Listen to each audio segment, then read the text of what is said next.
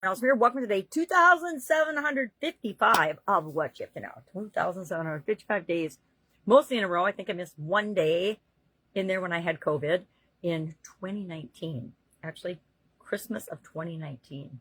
I had COVID and I was very sick, and Christmas Day could not even barely get my head off the couch, much less create any content or videos that day. But otherwise, 2,755 days in a row, I have hopped online and shared lessons learned, what's working, what's not working, the good, the bad, the ugly.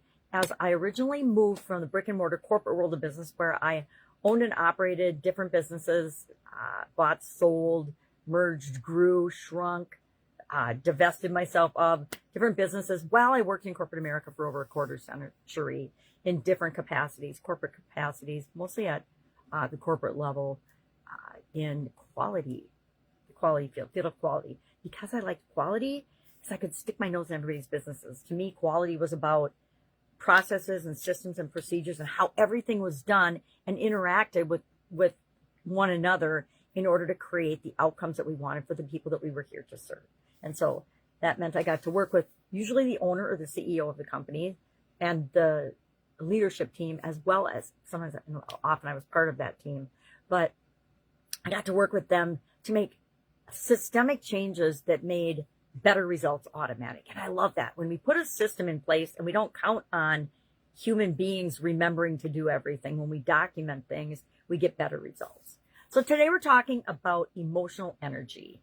And I shared 5 different ways to increase our emotional energy, because when we have higher emotional energy, we make better decisions. We're more clear. We're more focused. We engage with other people in a more positive way, etc.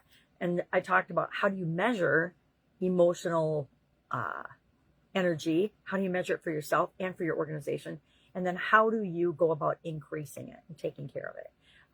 And I'm not going to reiterate. I guess I will reiterate those here because I think they're important. How do we measure it? Well, I do a daily check-in. First thing in the morning when I wake up, I ask myself, well, how am I feeling today? What am I thinking about? How emotionally, physically, mentally, spiritually am I feeling today? And I rate myself on a scale of 1 to 10. 10 being, of course, awesome.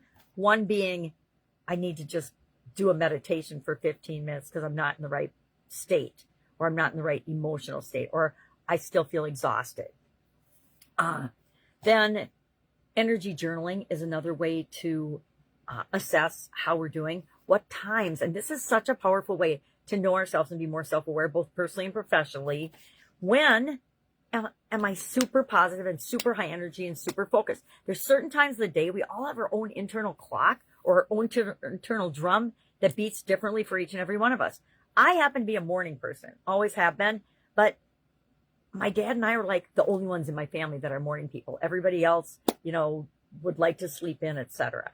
Saturday morning, my whole life, I was up at like 5 a.m. Most of my life, I've been up at or before 5 a.m. since I was a little teeny baby. And guess what? The rest of my family didn't want to get up at 5 a.m.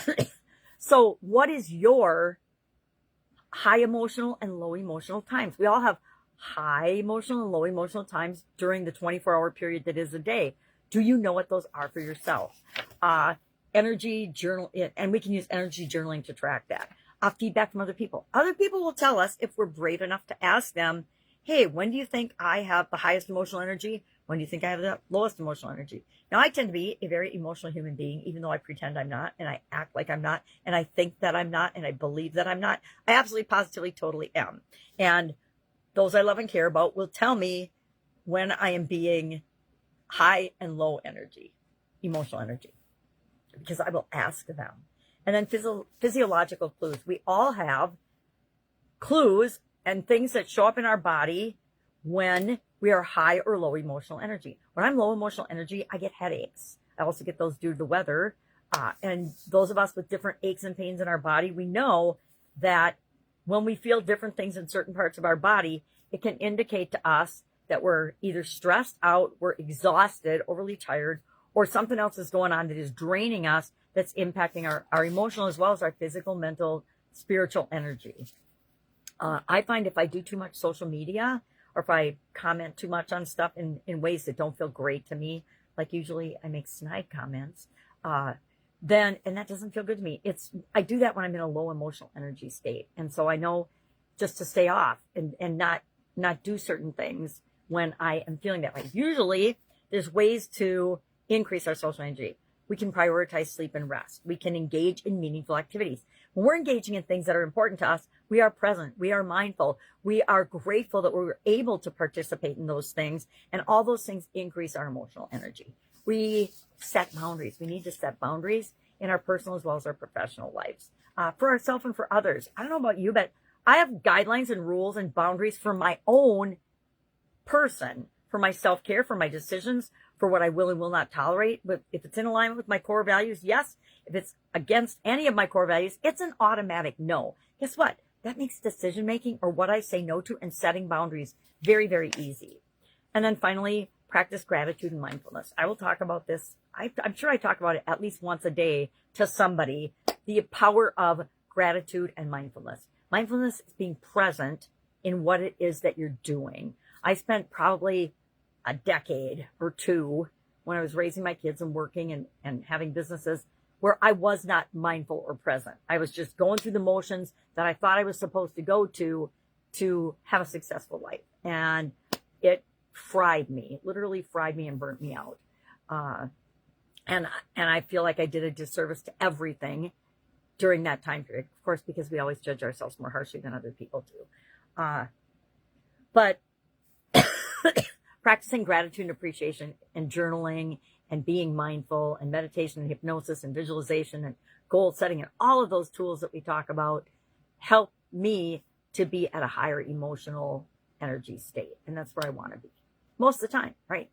If I'm not, I use one of these strategies to say, okay, well, maybe I just need to rest. Maybe I need to take a 5-minute walk or a 10-minute walk or a half an hour walk, or I just need to move my body in a different way to re-energize and get myself enthusiastic about the thing that it is that I say I want to do.